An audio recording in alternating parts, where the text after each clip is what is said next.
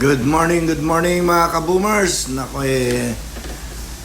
Ako'y nagpapasalamat po sa ating mga customer. Ayan po, at pinupuno na naman po kami ngayong umaga. May bagyo po tayo ngayon. Ayan po, punong-puno na naman ako mga kaboomers. Ayan po, tignan nyo. Medyo dinagsa ako.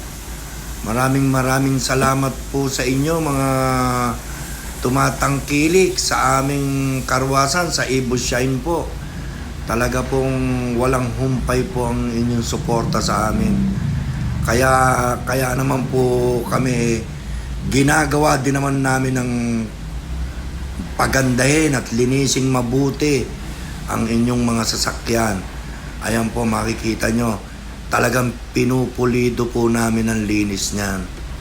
Binabacuum po namin ng todo, pati mga upuan nyo po, nakabacuum talaga lahat yan. Ayan po, makikita nyo talagang sobrang suporta nyo sa amin. Kaya binabalik din po namin sa inyo. Kung ano po yung binibigay nyo sa aming suporta, ganun din naman po ang linis na ginagawa namin sa inyo. Kaya maraming salamat po mga kaboomers. Talagang natutuwa po ako sa binibigay niyo pong support. Ayan po mga kaboomers, busy na naman ang aking mga tao. Talagang walang humpay po sila sa linis ngayon.